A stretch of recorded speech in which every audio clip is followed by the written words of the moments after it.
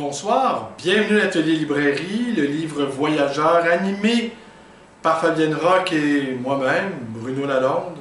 Nous sommes à Montréal le 26 juillet 2022. Alors, tel que promis, la deuxième partie de la petite vidéo, de la vidéo que je vous ai promis ce soir. Et je suis donc retourné accompagné de mon collègue, ce cher René. Et ce soir, ça a été assez particulier car notre hôte, Marianne, nous a offert de la pizza et de la bière. Et comme elle nous faisait remarquer, ou plutôt comme elle nous posait la question, est-ce que ça nous était déjà arrivé qu'on nous offre de la bière et de la pizza? Évidemment, non. C'est une première en 30 ans.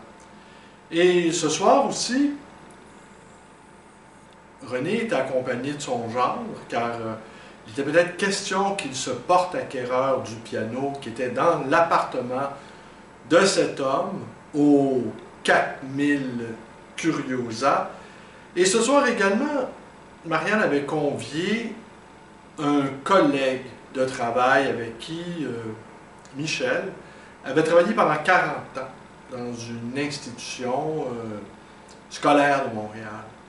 Et lui aussi, il musardait d'une pièce à l'autre, accompagné de son épouse, et il dégarnissait les rayons également.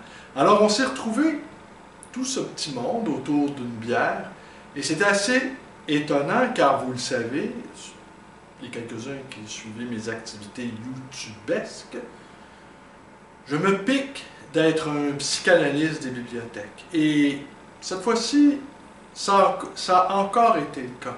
Alors j'ai souligné le fait que Michel avait à la fois un esprit de synthèse, un esprit extrêmement méthodique, organisé, mais organisé également dans l'organisation de ses plaisirs.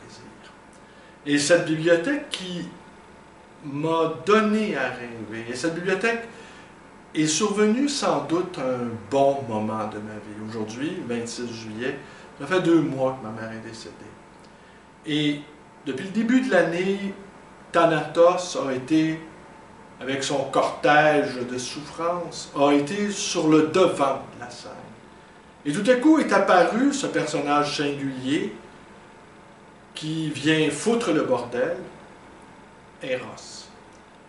Les forces de mort, les forces de vie, et sans doute Eros va-t-il vouloir prendre toute sa place qui lui revient, après des mois et des mois tapis dans l'ombre, derrière les rideaux, à se morfondre, à trouver le spectacle passablement ennuyeux, à voir ses forces de vie réprimées, à voir son énergie contenue, à voir son élan contrarié.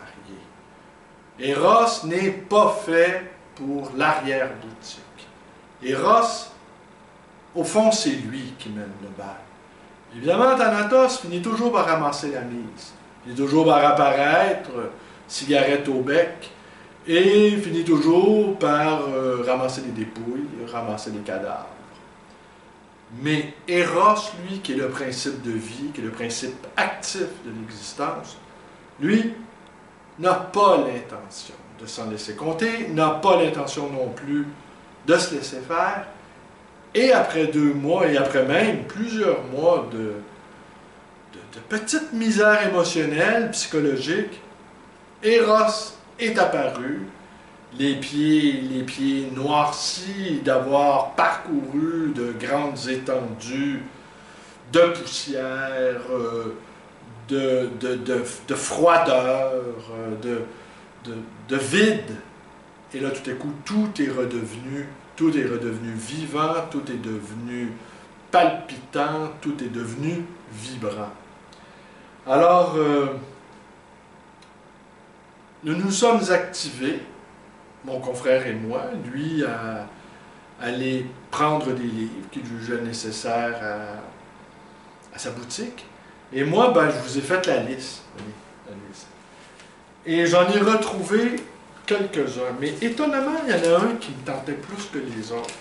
C'était celui de Peter Sotos. Et lui, je ne l'ai pas trouvé. Alors peut-être des milliers de livres à évaluer, à analyser. Peut-être aura-t-il échappé à ma studieuse vigilance. Mais vraisemblablement, je n'ai pas trouvé non plus Annick Foucault, ni Pigeot-Lebrun, ni F.K. Forberg, ni F. G.H. Mais je vais vous montrer ce que j'ai trouvé. Alors, on ne va pas ici mobiliser les absents ont toujours tort, et je vais commencer avec Maurice Raphaël. Ainsi soit-il. Et Maurice Raphaël est le pseudonyme, je l'apprends à l'instant avec vous, d'Ange Bastiani. Elle buvait son verre à petits coups, en suivant des yeux le va-et-vient des danseurs sur la piste. Je lui tendis une cigarette qu'elle porta à ses lèvres, mais n'alluma pas, même lorsque je lui présentai la flamme d'un briquet. On n'avait pas prononcé 10 paroles et on trouvait plus rien à se dire. Ou peut-être qu'il y en aurait eu trop et qu'on préférait se taire. On sentait qu'on aurait aussi bien fait de ne pas s'être reconnu. Ça aurait sans doute mieux valu. Maintenant qu'on était en face l'un de l'autre, on ne savait plus comment s'en tirer. J'apercevais Nathalie qui riait et buvait avec Jérôme. Il devait parler de moi. J'avais surpris un signe dans ma direction. Canabar dansait avec sa laitue.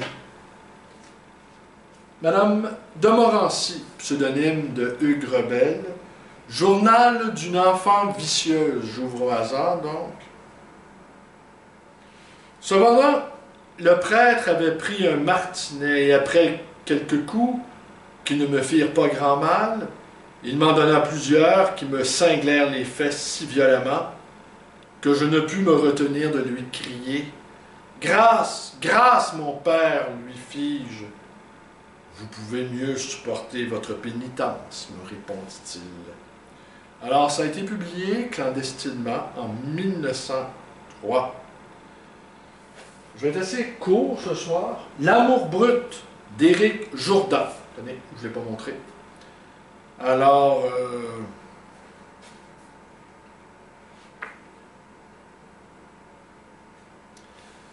à la maison, avec mon frère, nous eûmes une conversation des plus denses. Nous savions tous deux qu'il serait mon tuteur, et c'est le soir même de l'enterrement que seul, lorsque Gérard nous eut servi, je posai mes conditions.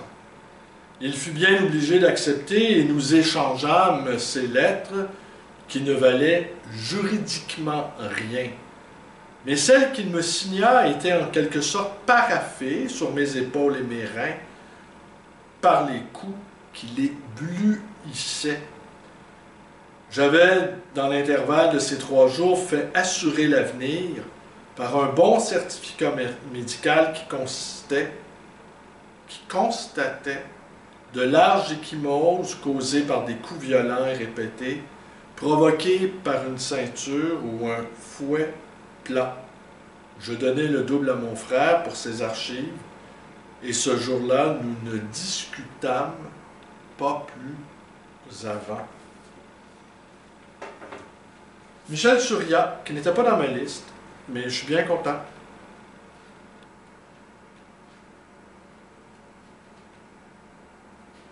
Alors, Michel Surya, c'est un grand spécialiste de Michel Bataille. Paul Verguin, un chouïa d'amour fou. C'est son 9e roman. Alors,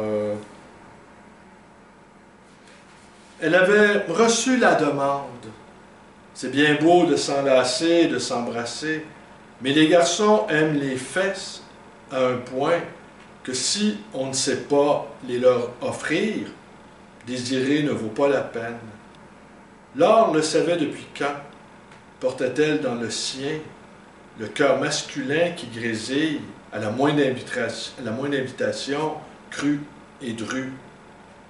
Quand on ne se contente pas de les laisser lorgner et tripoter ce qu'ils veulent, peut-être aussi voulait-elle retrouver ce qu'elle avait éprouvé. Quand Thomas les lui avait bichotés avec tant d'attention, et si vite après l'avoir entraîné dans la grande pièce. Est-ce alors qu'elle avait saisi ce qu'éprouvent les garçons? L'éblouissement tourmenté d'un enfant devant les paquets de Noël. Alain Pocard, élève Pocard, levez-vous, éloge du cul et autres textes. 90% des clients sont mariés depuis plus de 30 ans, trompant leur épouse confortablement parce qu'une maîtresse, surtout régulière, pose autrement de problèmes. 8 à 9% sont des malheureux que la nature n'a pas gâtés et qui, victimes des préjugés esthétiques en vigueur, doivent s'en remettre aux professionnels.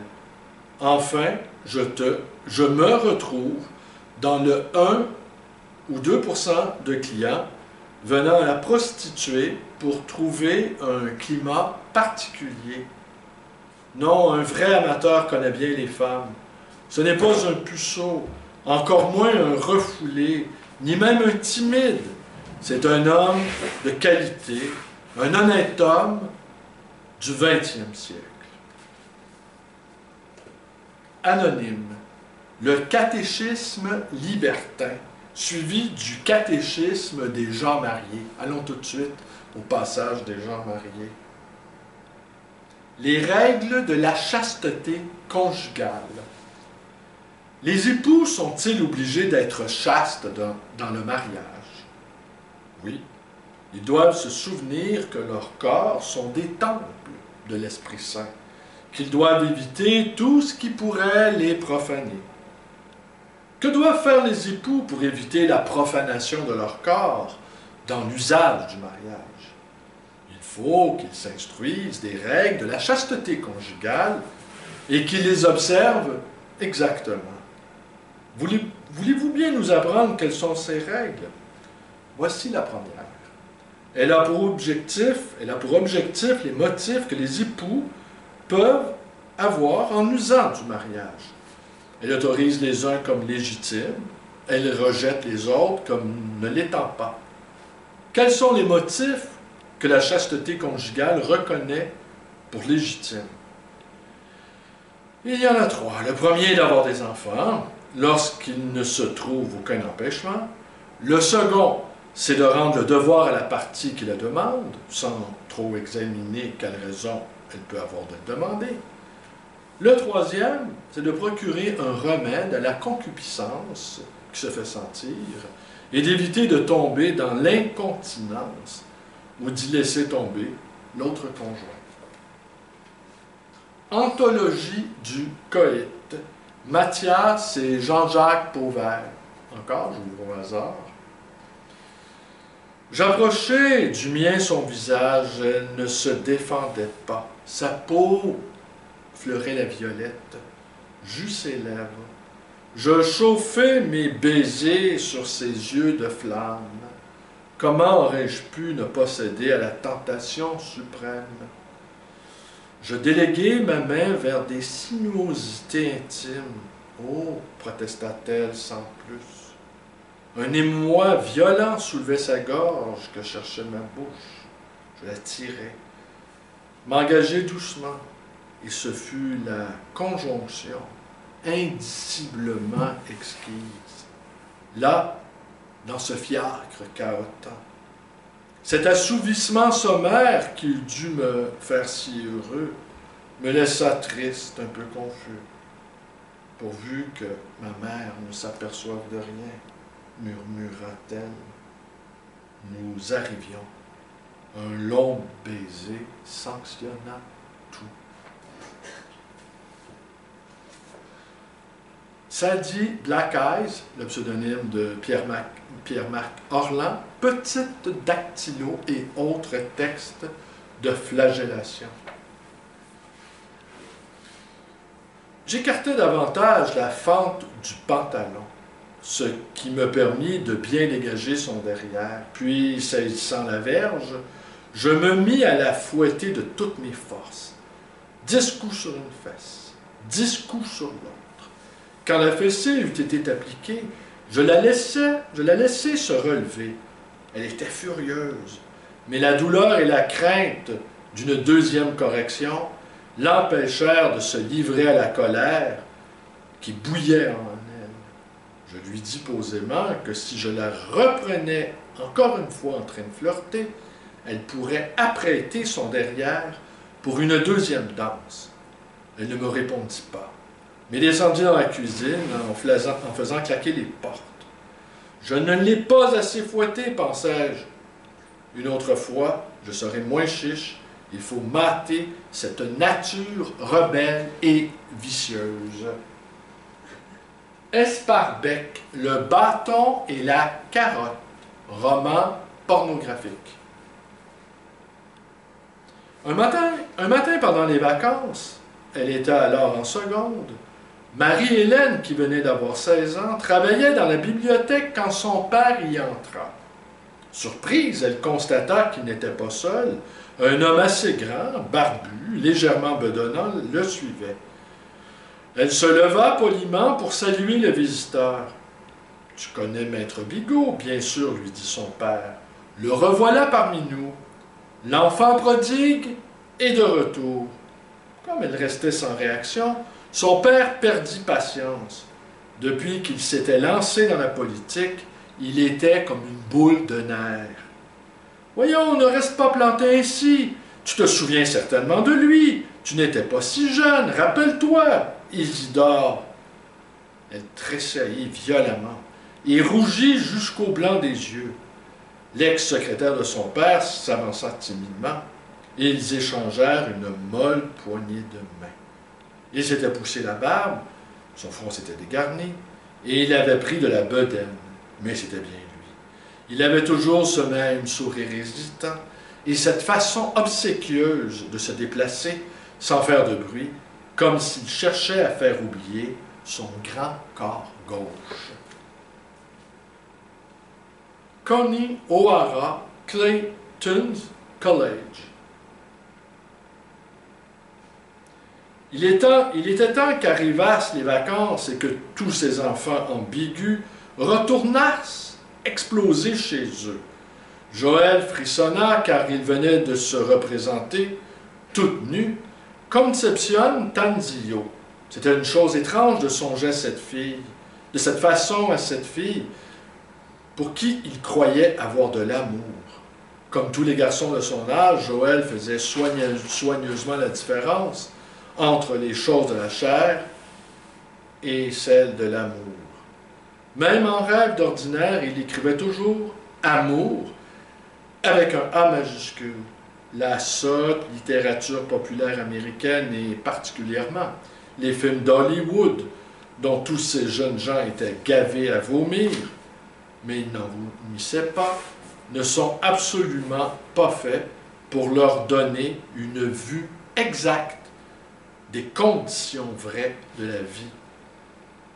Alors, Clayton College a été publié en 1948 et il est resté interdit pendant des années, malgré une longue bataille juridique.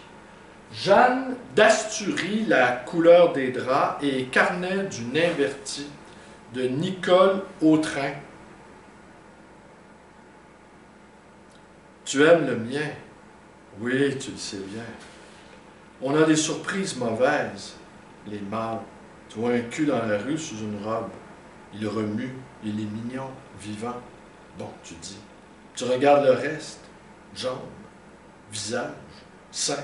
Bon, tu abordes la petite, cinéma, etc. Un jour le pieu, le corps, le cul. C'est le désastre. Elle est un cul et rien que ça. Qu'est-ce que tu veux faire? Elle a beau se rhabiller, se maquiller, avoir les cheveux longs comme ça, fini, tu n'oublies pas. Robert saute du lit, arrache sa chemise, pisse dans le lavabo sans pudeur. Il lave son bâton, l'examine, le secoue, l'essuie avec précaution. Parfait, il dit. Je regarde, il sourit, allume une cigarette, se glisse de nouveau dans le lit. Je pose ma main sur le bâton. Il est froid et mou. Oh Robert, tu n'es pas beau. Ce que tu aimes chez un homme, c'est la raideur, hein? Nous rions. Quand je bande, je suis beau? Oui. Alors, oui, alors ça a été publié. Voici deux cours érotiques clandestins, jamais réédités depuis leur publication dans les années 48 et 1950. Écoutez, peut-être qu'on va mettre fin à ça pour ce soir, oui. La seule chose que je pourrais conclure en revenant sur cette bibliothèque, qui est quand même un phénomène assez extraordinaire, moi jamais rencontré en 30 ans de pratique, j'ai noté qu'on n'y retrouvait pas les livres de Catherine Breillat, ni ceux de Catherine Millet, et ni les livres de Michel Houellebecq. Sans doute, notre amateur de Curiosa aura-t-il jugé que ces autrices et cet auteur étaient beaucoup trop déprimants pour lui et que sa nature altière, joviale et effervescente ne supportait pas les étreintes maussades, les étreintes à répétition ou encore le glauque qu'il peut y avoir dans certaines relations sexuelles. Ici, ce qui est célébré, c'est l'explosion, c'est la vivacité, c'est la joie de vivre, c'est l'humour, c'est l'esprit désinvolte. Et en fait, c'est ce à quoi notre époque s'oppose résolument. Là-dessus, je vous dis quoi? Je vous dis à demain.